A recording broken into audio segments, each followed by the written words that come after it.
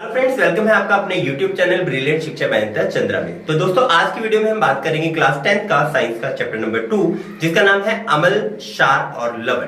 तो इसके साथ साथ अगर इंग्लिश में बात करें तो चैप्टर का नाम है एसिड, बेसिस एंड सॉल्ट। तो इससे पहले अगर वीडियो स्टार्ट करें, आप लोगों को बता दूं कि लास्ट वीडियो में हम लोगों ने बात कर ली थी चैप्टर नंबर 2 का फर्स्ट पार्ट, जिसमें हम लोगों ने बात की थी एसिड्स, बेस एंड इंडिकेटर्स। मतलब सूचक के बारे में हम लोग बात कर चुके हैं। सूचक कितनी तरह के हैं आपके पास, उसके बाद एसिड्स क्या होते हैं, अम्ल क्या होते हैं, क्षार क्या होते हैं, ये सब इनकी प्रॉपर्टीज के बारे में बात कर चुके हैं। तो चलिए हम लोग स्टार्ट करते हैं इसका सेकंड पार्ट। बात करते हैं रासायनिक अभिक्रिया, मतलब केमिकल प्रॉपर्टीज ऑफ एसिड्स। तो अम्लों की जो रासायनिक अभिक्रिया है, आपको नेक्स्ट चैप्टर में जब आप लोग पढ़ेंगे मेटल्स की प्रॉपर्टी, तो उसमें भी आपको काम आ जाएगा।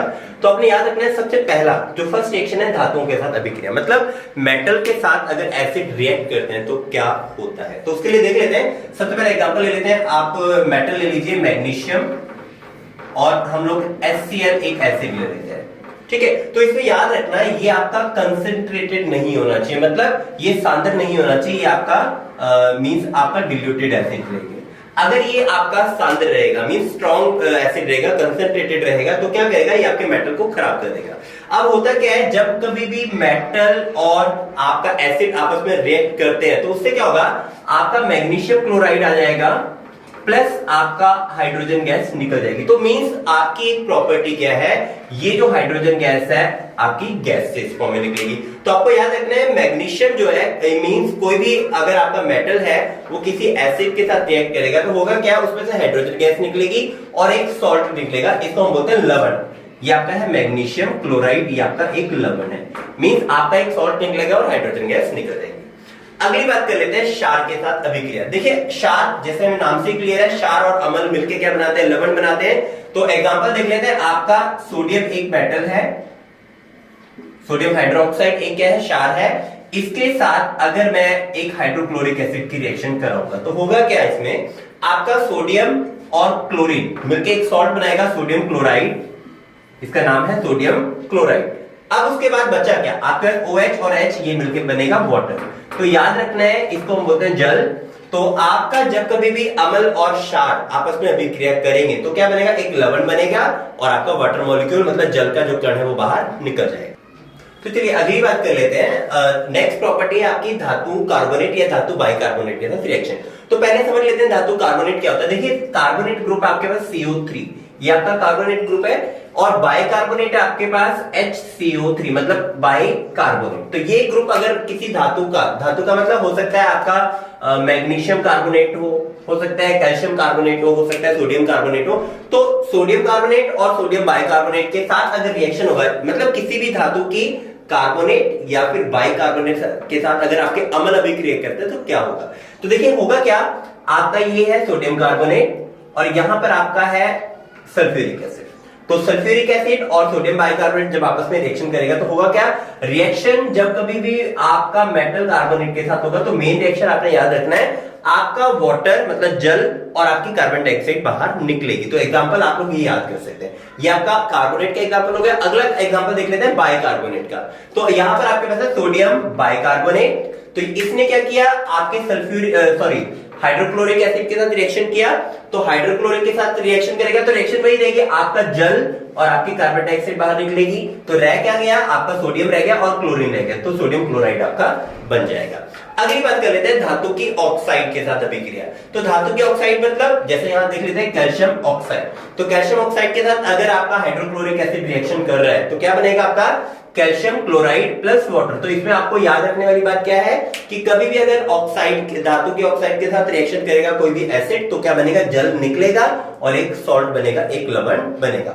अगली देखिए इंपॉर्टेंट बात है कि आपके जो एसिड होते हैं वो पानी में जब हम लोग उसको चेक करते हैं तो एसिडिक बिहेवियर शो करते हैं, मतलब जो आपका नीला लिटमस पेपर होगा उसको लाल कर देगा, लेकिन अगर वहां पर पानी ना हो तो वो नहीं करता। तो ये क्वेश्चन बार बार आपके एग्जाम से पूछ सकते हैं।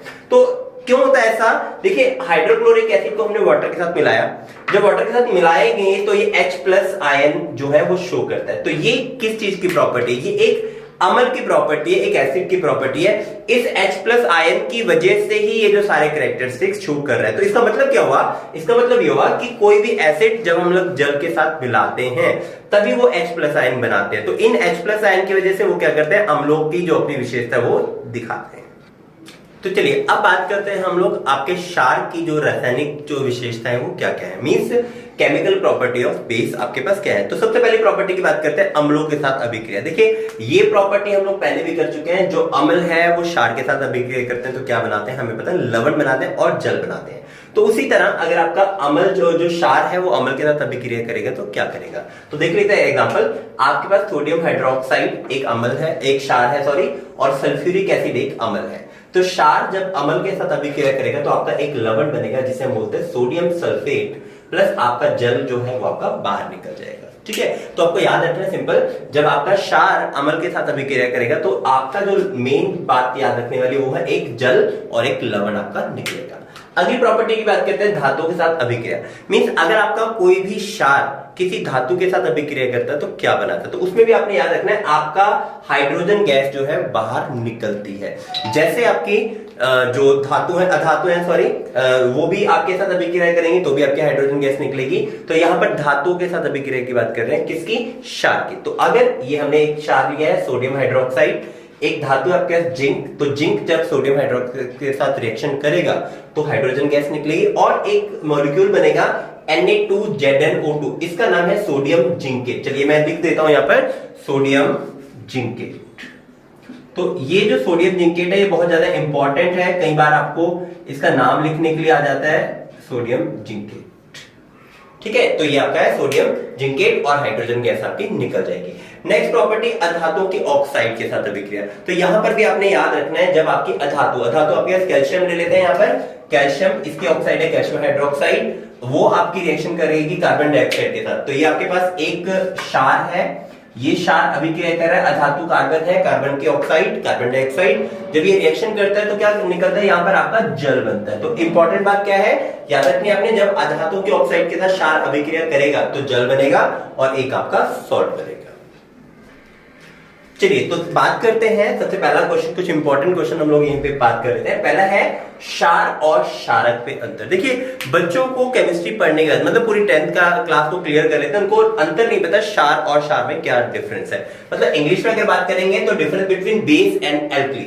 तो बेस क्या है और एल्कली क्या है, तो याद रखना है एल्कली मतलब आपका क्षारक है और बेस मतलब आपका क्षार है। तो देखिए सबसे पहले किसी भी बेस की बात कर लेते हैं, जैसे हम लोग बात कर लेते हैं सोडियम हाइड्रोक्साइड। सोडियम हाइड्रोक्साइड क्या है, एक क्षार है। तो क्षार सिंपल कोई भी क्षार है, लेकिन अगर हम उस क्षार को पानी के अंदर घोल देते हैं जिससे कि OH नेगेटिव आयन हमें मिल जाते हैं, तो हुआ क्या, जब कोई क्षार पानी या जल के अंदर घुल जाता है तो वो क्या करता है, OH नेगेटिव आयन बना देता है, तो उसको हम बोलते हैं क्षारक। मतलब क्षार और क्षारक लगभग सेम चीज है, सिर्फ डिफरेंस क्या है, जो क्षार को जो पानी में घोल देते हैं तो वो आपका क्षारक बन जाता है। Same base and alkali.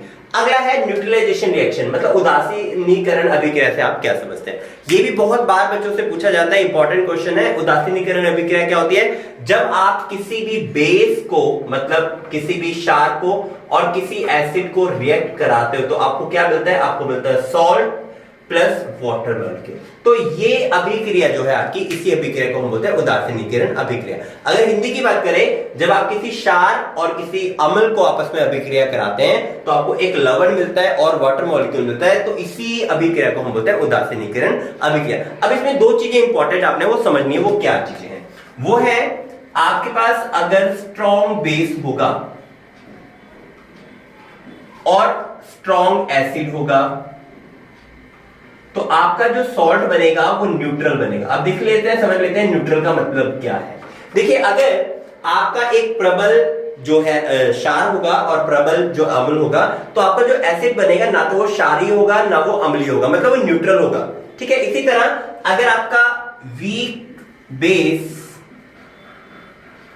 और स्ट्रॉन्ग एसिड होगा तो आपका जो सॉल्ट बनेगा, देखिए अब इन दोनों में से ताकतवर कौन है, एसिड। इसका मतलब आपका जो बनेगा सॉल्ट वो एसिडिक की नेचर बनेगा, मतलब अम्लीय बनेगा। तो याद रखना है जिसकी लाठी उसकी भैंस, जो ताकतवर है वही अपनी ताकत को ले जाएगा, प्रदर्शित करेगा।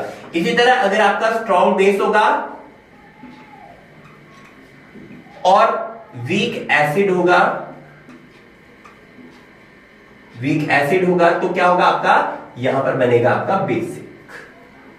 तो आपका जो सॉल्ट रहेगा वो क्षारीय रहेगा। तो ये इंपॉर्टेंट चीज याद रखनी है, अगर कोई चीज स्ट्रॉन्ग है तो वैसे ही आपका सॉल्ट बन जाएगा। तो ये थी आपकी उदासीनीकरण अभिक्रिया। तो अगला क्वेश्चन है आपका पीएच स्केल से आप क्या समझते हैं। ये बार बार क्वेश्चन आपको पूछा जाता है, पीएच स्केल क्या है। देखिए बेस साइंस में हम क्या करते हैं, हम एक नंबर लाइन लेते हैं जिसमें यहां बीच में जीरो नहीं है, जैसे आप लोग मैथमेटिक्स में पढ़ते हैं जीरो, यहाँ पर जीरो नहीं है, यहाँ पर आपका 7 है और यहां से आगे नंबर पढ़ेंगे और यहाँ पे माइनस होते जाएंगे। Means 7 6 5 4 3 2 1 and 0। और अगर इधर की तरफ जाएंगे तो 7 8 9 10 11 12 13 एंड 14। तो ये 14 नंबर तक आपका एक स्केल है जिसको हम बोलते हैं पीएच स्केल। तो इसके सेंटर में, बिल्कुल सेंटर में हम बोलते हैं 7 को रखते हैं। 7 अब क्या है, 7 जो है ना तो वो अम्लीय होता है ना वो क्षारीय होता है, लेकिन जैसे जैसे हम लोग आगे बढ़ जाते हैं यहां पर हमारे पास क्षारीय हो जाता है और जैसे जैसे हम लोग यहां से इधर की तरफ आते हैं ये हमारा अम्लीय होता जाता है। अब इसका एक बार वैल्यू समझ लेते हैं, इसका मतलब क्या है। देखिए जितना हम लोग राइट में जाएंगे उतना आपका डार्क ब्लू कलर होता जाएगा, जितना हम लेफ्ट में आते ही जाएंगे उतना आपका डार्क रेड कलर होता जाएगा। ये रेड कलर होगा और यहाँ पे आपका ब्लू कलर होगा। तो इसका मतलब ये हुआ जितना ज्यादा डार्क ब्लू कलर आएगा उतना ही ज्यादा वो बेसिक है, उतना ज्यादा वो क्षारीय है, और जितना ज्यादा रेड कलर आएगा उतना ही ज्यादा वो अम्लीय है। तो चलिए अब बात करते हैं कुछ हमारे डेली लाइफ में जो हम लोग सॉल्यूशन देखते हैं उनकी पीएच वैल्यू की। तो इस पे भी बेस्ड आपको कई बार क्वेश्चन पूछ लिया जाता है, तो इसी के बारे में बात करते हैं। तो चलिए सबसे पहले देखते हैं बैटरी का जो वाटर होता है उसकी पीएच वैल्यू क्या होती है। तो उसकी पीएच वैल्यू 0.5। अब ये बैटरी का वाटर होता क्या है, जो आपकी कार या बाइक वगैरह होती है तो उसमें क्या होता है, एक वाटर डलता है, उस वाटर को बोलते हैं बैटरी वाटर। तो उसकी पीएच वैल्यू होती है 0.5। अगली बात करते हैं गैस्ट्रिक जूस। अब ये गैस्ट्रिक जूस सबसे पहले तो मिलता है, देखिए जब आप खाना पचाते हो अपना तो आपके स्टमक में एक गैस्ट्रिक जूस नाम का एक जूस सीक्रेट होता है। उस गैस्ट्रिक जूस की जो वैल्यू है 1 से लेके 3 तक होती है। तो 1 से लेके 3 तक मतलब वो एसिडिक नेचर में होता है, इसी वजह से आपका खाना जो है पचता है। अगली बात करते हैं लेमन जूस। देखिए लेमन जूस के बारे में एक बहुत बड़ी भ्रांति लोगों के मन में है, बहुत बड़ी मतलब मिसकंसेप्शन लोगों के मन में है कि अगर कभी एसिडिटी हो जाती तो हम करते क्या है, हम जूस मतलब नींबू का पानी बनाते हैं और उसको पीते हैं, जबकि ये पीना बहुत ज्यादा गलत है। क्यों गलत है, क्योंकि नींबू के पानी की जो वैल्यू है पीएच वैल्यू वो है 2.2 से लेके 2.4 तक, और हमारे पेट में ऑलरेडी एसिडिटी हो रखी है। तो होगा क्या, ये आपके एसिडिटी को बढ़ा देगा, कम नहीं करेगा। तो ये आपने याद रखना है। अगली बात करते हैं विनेगर की, सिरका। तो सिरका की जो पीएच वैल्यू है 2.4 से लेके 3.4 तक है। अब ये जो है एसिडिक होता है नेचर में, मतलब अम्लीय होता है। तो इसका आप देखिए, आप देखेंगे आपके जो नूडल्स है या मैदा से बनी जो चीजें उसमें सिरका का यूज बहुत ज्यादा किया जाता है। अब क्यों किया जाता है, ताकि आपके जो मैदे से बनी चीजें, स्पेशली नूडल्स हो गई, पास्ता हो गया या कुछ और चीजें हो गई, तो ताकि वो आपको डाइजेस्ट हो जाए, आपको हजम हो जाए। तो उसको हजम करने के लिए हम किसका यूज करते हैं, विनेगर का यूज करते हैं, क्योंकि इसकी पीएच वैल्यू 2.4 से लेके 3.4 तक होती है और ये कैसा होता है, आपका अम्लीय होता है, मतलब एसिडिक इन नेचर में होता है। अगली बात करते हैं सॉफ्ट ड्रिंक की। सॉफ्ट ड्रिंक की जो पीएच वैल्यू है वो 3 है। अब देखिए आप लोगों ने देखा होगा जो बच्चे कोल्ड ड्रिंक बहुत ज्यादा पीते हैं उनके दांत बहुत जल्दी खराब हो जाते हैं। वो दांत खराब होने का रीजन क्या है, वो यही रीजन है कि इसकी पीएच वैल्यू जो है वो एसिडिक है, 3 है, जिसकी वजह से आपके जो दांतों की इनेबल है उसको खराब कर देता है। इसलिए आपको अवॉइड करना चाहिए सॉफ्ट ड्रिंक पीने के लिए। कोई भी कोक या कोई भी कोल्ड ड्रिंक आप पीते हैं तो आपको नहीं पीनी चाहिए। अगली बात करते हैं वाइन की। तो वाइन की पीएच वैल्यू 2.8 से लेके 3.8 तक है। चलिए अगली बात कर लेते हैं। अगली टमाटो जूस, जो आपका टमाटर होता है उसका जो रस होता है उसकी पीएच वैल्यू तो 4 से लेके 4.4 तक। तो ये भी आपका कैसा है, अम्लीय है नेचर में। कॉफी हम बहुत ज्यादा लेते हैं, तो कॉफी के साथ भी वही प्रॉब्लम है, जो लोग कॉफी ज्यादा पीते हैं उनके भी दांत खराब होने की संभावना ज्यादा है, क्योंकि कॉफी की पीएच वैल्यू 4.5 से लेके 5.5 तक, मतलब ये भी एसिडिक इन नेचर होता है। अगला यूरिन, जो हमारा पेशाब है, पेशाब की जो पीएच वैल्यू 5.5 से लेके 7.5 तक होती है। तो ये भी कुछ थोड़ा सा हमारा बेसिक की तरफ आ जाता है और थोड़ा सा एसिड की तरफ रहता है। अगली बात करते हैं मिल्क की। तो मिल्क की पीएच वैल्यू 6.8 है। तो हम ये मान के चलते हैं जो मिल्क है वो कुछ थोड़ा सा न्यूट्रल है, थोड़ा सा एसिडिक है। एसिडिक किसकी वजह से है, इसमें लैक्टिक एसिड मिलता है, उस लैक्टिक एसिड की वजह से ये एसिडिक इन नेचर होता है। अदरवाइज ये कैसा है, आपका न्यूट्रल माना जाता है। अगली बात करते हैं ब्लड और टीयर्स, हमारे जो आंसू आते हैं, कभी आप लोग रोए होंगे, आपके रोते हुए आपके आंसू आए होंगे, और आंसू कभी कभी आपने टेस्ट भी कर लिए होंगे, अगर बहुत ज्यादा कभी रोए हो तो आंसू जरूर आए होंगे, तब टेस्ट से आपको पता लग जाएगा कि वो क्या था। हम लोगों ने एसिड और बेस के बारे में पढ़ाई है। तो जो आपका ब्लड होता है और जो आपके टीयर्स होते हैं उनकी पीएच वैल्यू 7.4 मतलब वो बेसिक है। और हम लोगों ने किया था बेसिक मीन थोड़ा थोड़ा कुछ कड़वा या कुछ नमकीन, ऐसा कुछ टेस्ट इसमें आता होगा आपके। अगर नहीं चेक किया है तो एक बार चेक करके जरूर टेस्ट चेक कर लेना आपके टीयर्स का। ब्लड का टेस्ट मत करने लग जाना।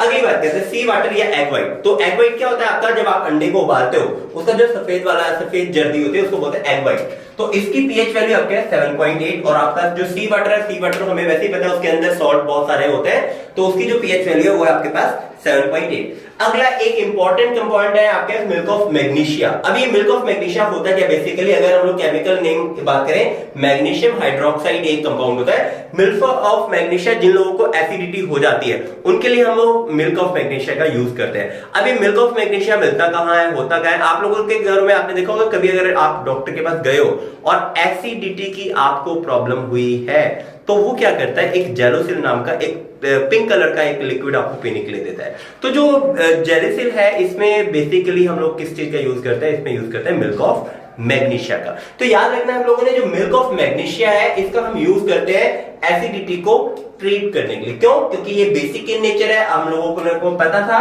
एसिड और बेस अगर हम लोग मिलाते हैं तो क्या होता है, न्यूट्रल हो जाता है वो, है ना। तो क्या होगा, उदासीन हो जाएगा। तो ये हमारे पास एक स्ट्रॉन्ग बेस है, आपको एसिडिटी हो रखी है, जब आप जैसे इसको पी लेंगे आपकी एसिडिटी खत्म, छूमंतर जादू गायब। अगला लाइव वाटर की बात करते हैं। लाइव वाटर का जो पीएच वैल्यू है वो है 10.5, ये भी एक बहुत ज्यादा स्ट्रॉन्ग बेस है। बात करते हैं अब हम हमारे मानव जीवन में पीएच वैल्यू का क्या महत्व है। देखिए पीएच वैल्यू के बारे में हम लोग बात कर चुके हैं कि सबसे पहली बात करते हैं पाचन तंत्र में महत्व। अब देखिए ये पाचन तंत्र होता क्या है। देखिए जैसे आप खाना खाते हैं, खाना खाने के बाद हमारे अमाशय मीन स्टमक में हमारा खाना जाता है, उसके बाद उसे पचाने के लिए हमारे स्टमक में हाइड्रोक्लोरिक एसिड और बहुत सारे जो रसायन है वो पैदा होते हैं, ऑटोमेटिकली हमारे बॉडी में बनते हैं। तो उससे क्या होता है, हमारा जो पाचन तंत्र होता है वो कैसा हो जाता है, एसिडिक इन नेचर हो जाता है, उसकी पीएच वैल्यू क्या हो जाती है, कम हो जाती है। तो उसकी पीएच वैल्यू कम होने की वजह से ही क्या होता है, आपका जो भोजन है वो पचता है। तो अगर ऐसा ना हो, अगर आपका बॉडी में एसिड ना सीक्रेट हो, एसिड ना निकले, तो आपका खाना नहीं पचेगा, या फिर अगर बॉडी में ज्यादा एसिड बनने लग जाए तो भी आपको दिक्कत हो जाएगी। तो इसलिए हमारे मानव जीवन में पाचन तंत्र में बहुत ज्यादा वैल्यू है पीएच की। अगली बात करते हैं दांतों की सड़न। देखिए ये एक बड़ी कॉमन सी बीमारी है, हम लोग देखते हैं, आप लोगों ने बहुत सारे लोगों को देखा होगा दांतों की सड़न। आपने लोगों बोलते हैं हमारे दांतों में कीड़ा लग गया, बेसिकली वो कीड़ा नहीं होता, होता क्या है उसकी जो अपर मोस्ट लेयर होती है, जो आपकी दांत होता है उसकी जो अपर मोस्ट लेयर होती है उसको बोला जाता है वो दुनिया की सबसे कठोर सतह है, मतलब सबसे ज्यादा कठोर एनिमल होती है वो। लेकिन फिर भी आपकी जो वो एनिमल है वो खराब हो जाते हैं। वो किसकी वजह से खराब हो जाती है, जब आप खाना खा लेते हो तो आपकी बॉडी में, आपके जो माउथ है, आपका जो मुंह है, उसमें क्या बनना शुरू हो जाता है, एसिड बनने शुरू हो जाते हैं, और उन्हीं अम्लों की वजह से आपके दांतों में सड़न हो जाती है। तो इसके लिए आपको करना क्या है, आपको करना है डेली ब्रश। कितनी बार, 2 बार। और जब जैसे आप खाना खाते हो, खाना खाने के बाद आपको कुल्ला जरूर करना है। तो ये है आपके पास दांतों की सड़न। अगली बात करते हैं तांबे इत्यादि को चमकाना।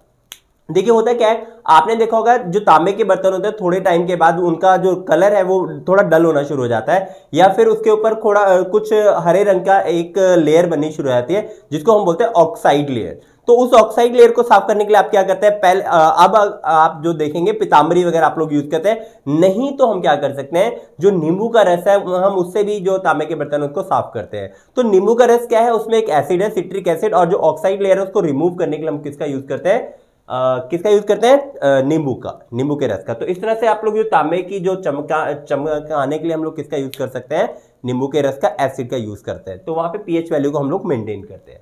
अगला है मांसपेशियों में थकान या फिर खिंचाव। अब आपने देखा होगा कई बार जब आप बहुत थकते हैं, आपने क्रैम्प, एक वर्ड सुना होगा, क्रैम्प आ गया, क्रिकेट जो खेलते हैं प्लेयर उनके क्रैम्प आ जाते हैं।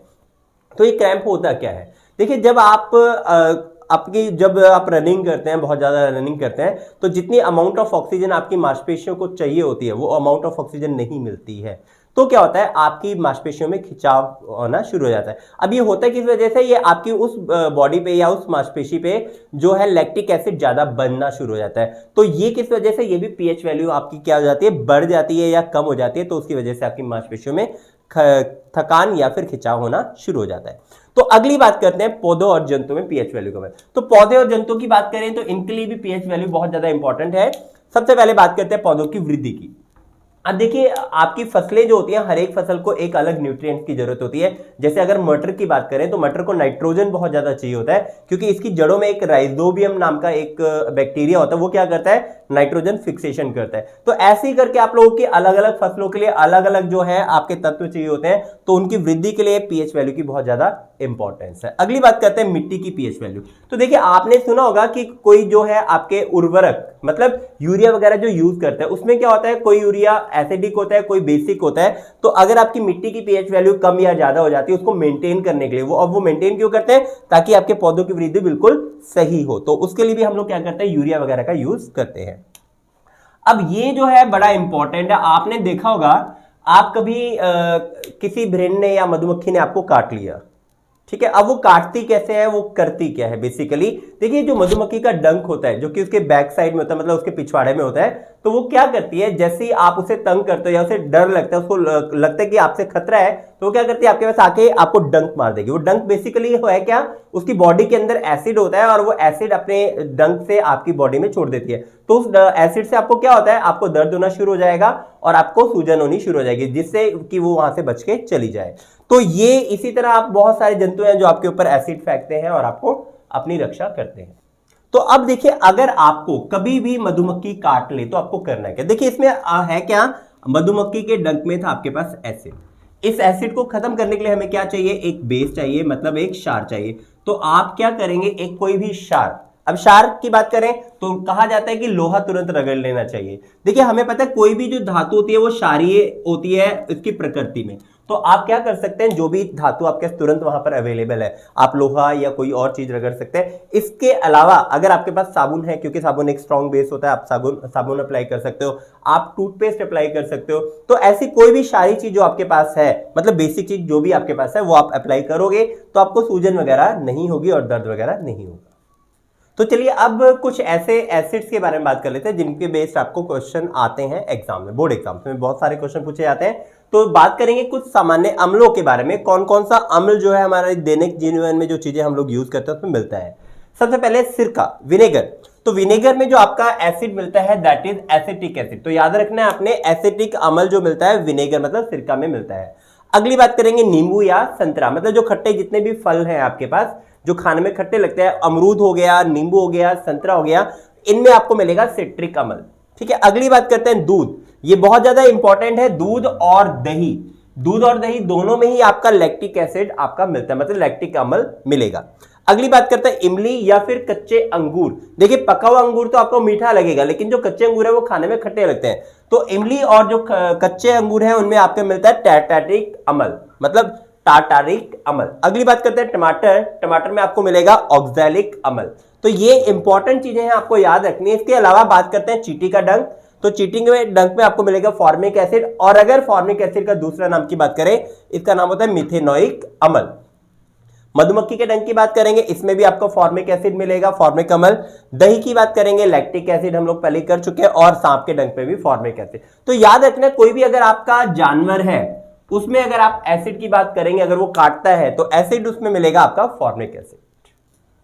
तो दोस्तों, आज की वीडियो में इतना ही। कल से हम बात करेंगे डिफरेंट कंपाउंड्स की, जैसे आपका प्लास्टर ऑफ पेरिस है, जैसे आपका बेकिंग सोडा है या धवन सोडा है, इन सब की प्रॉपर्टीज क्या है, इनकी फॉर्मेशन हम लोग केमिकल जो है आपकी लेबोरेटरी में किस तरह से की जाती है। तो आज के लिए इतना ही। होप तो आप लोगों को वीडियो आप लोगों ने एंजॉय किया होगा। अगर आपको पसंद आया हो तो लाइक, शेयर और सब्सक्राइब जरूर कर दीजिए। Thank you very much.